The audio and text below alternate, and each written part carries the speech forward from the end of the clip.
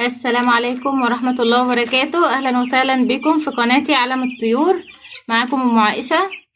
النهاردة يا جماعة نتكلم عن الفراخ البلدي الهجين العالي عمر 13 يوم. شايفين شكل الفراخ عامل ازاي؟ أنا طبعا مصوراها وهم صغيرين، عامله لكم فيديوهات تانية ومن أول ما جبتهم. أنا جايباهم عمر يوم، جايبه الكتكوت ب11 جنيه. شايفين ما شاء الله. انا بحب تربيه الصيف يا جماعه. هو فعلا الصيف مشاكله كتير، بس انا بحب تربيه الصيف.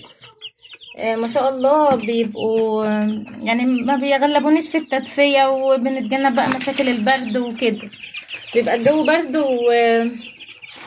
والتربيه بتبقى صعبه برضه في الشتاء.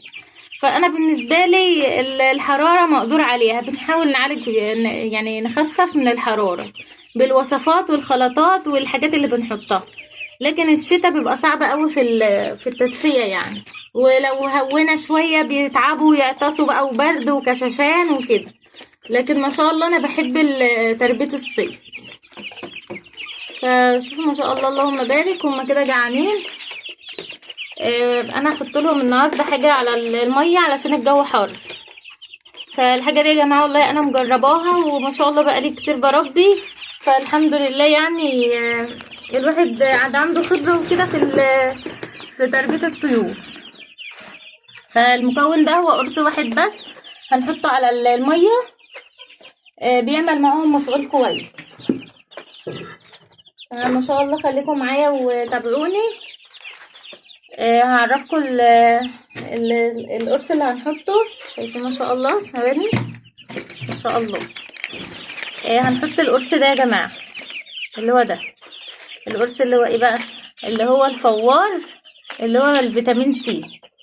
الفيتامين سي ده حلو جدا جدا للطيور في جميع الاعمار. بتستخدميه للحراره، تجنب الحراره يعني والاحتباس الحراري، وبيحش السخونيه بتاعه الفرخ. يعني بيخليش الفرخ جسمه سخن.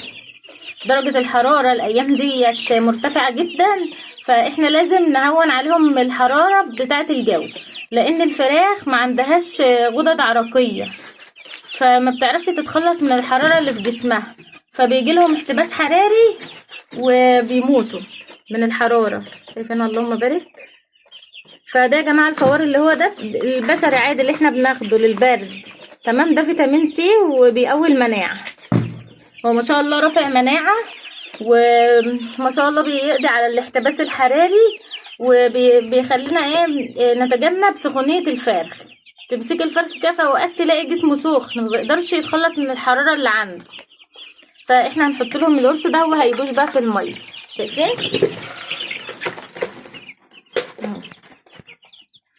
بدأ يبوش كده في الميه، ويبوش لوحده ما شاء الله، بيبوش على طول. فاحنا يا جماعه نحط القرص ده حتى لو يعني مش كل يوم، مش لازم كل يوم، لو 3 مرات في الاسبوع عادي. هم عمرهم 13 يوم. رافع مناعه قوي. ما شاء الله بيقضي على الاحتباس الحراري، بيهون عليهم حراره الجو، بيخلوهم ياكلوا وبيبقوا مرتاحين بقى. لما ياكلوا الاكل ما بتبسش على نفسهم كده ولا يكتم على نفسهم، لان الاكل برضو في الحر بيتعبهم. فانا مجوعاهم، هم جعانين قوي يعني. شوفوا شايفينهم واقفين كده مستنين احط لهم الاكل. فانا حطيت لهم الفوار اهو، هستنى يدوب واقلب لهم السقايه. هعلفهم برضو معاكم. يعني شوفوا انا بجوعهم، لان احسن حاجه لهم ان احنا نجوعهم. بنتجنب مشاكل كتير. تمام. دي انا هحطها كده برفع عليها العلافه بس. بنتجنب مشاكل كتير بتاعه الحر بتاعه الصيف، اللي هي الاحتباس الحراري وسخونيه الفرخ. تمام. وفي نفس الوقت الفرخ بقى ياكل يبان عليه. هعرفكم بقى معاكم، خليكم معايا. شايفين اللهم بارك، هما جعانين قوي. شايفين؟ بسم الله.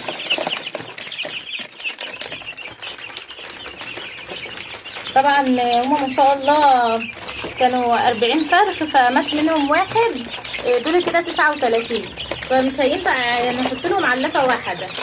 لازم نحط لهم علفتين. عشان ايه بقى؟ ما ينفعش. شايفين بيتشكلوا على الاكل ازاي؟ الشكل على الاكل ده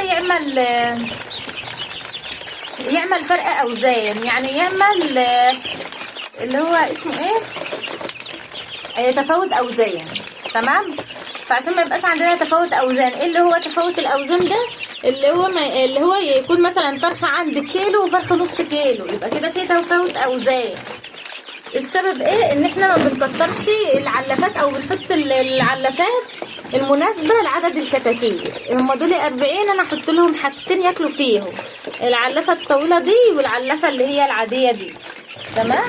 لو انا سبتهم كده في فراخ هتاكل وفراخ مش هتاكل، فكده يحصل عندنا بقى ايه؟ تفاوت الاوزان دي. احنا عايزين الفراخ كلها تبقى قد بعضها، او يبقى في مثلا فرق بين البربره والديك، عادي بيبقى في فرق، لكن الفرق اللي هو يكونوا مثلا ديكين، 1 كيلو وواحد نص كيلو، لا، مش عايزين يحصل كده. تمام. هنحط لهم برده شويه كركم كده على العلف. شايفين الكركم؟ انا حاطه الكيسه هنا، شايفين؟ بنرش بس شويه كده اهوت على العلف بس من فوق كده، وهنا برده شايفين اهو. حلو، مضاد حيوي برده، مضاد حيوي طبيعي، وما شاء الله بيرفع معايا الاوزان جدا. دي بتتقفل كده، دي حلوه انا بحبها، والكتاكيت صغيره. شايفين؟ هما يروحوا بقى ياكلوا منها كده. خلاص القرص اللي انا حطيته هو كده يا باشا اهو، خلاص. تمام. فانا هحط لهم ثواني، هقلب لهم السقايه واخليكم معايا، كملوا الفيديو للاخر. السلام عليكم، رجعت لكم تاني. قلبت لهم السقايه، حطيت لهم الميه اهي. شايفين اللون ده؟ لونه احمر كده، اللي هو الفوار اللي انا قلت لكم عليه.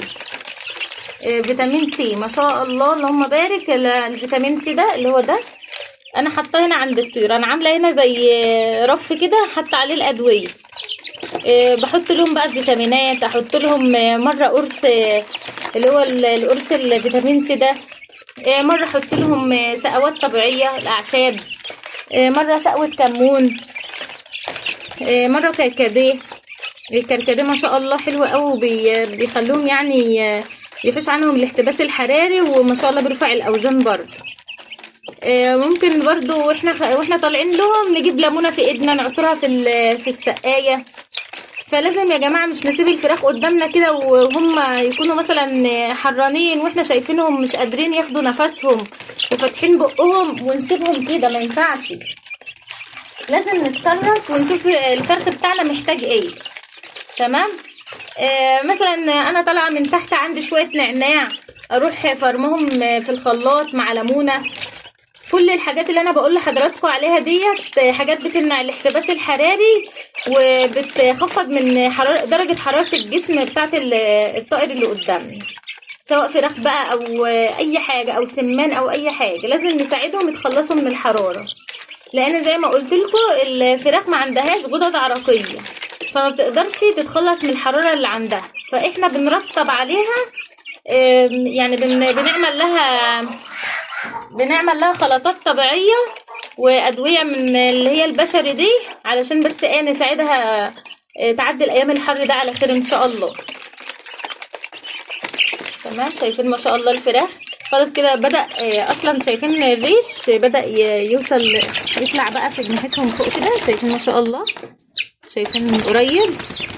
الفراخ البلدي الهجين العالي دي يا جماعه غير البلد الهجين العادي، ديت اسمها بلدي هجين عالي. بنعرفها ازاي؟ رجلها بتبقى تخينه، شايفين رجلها؟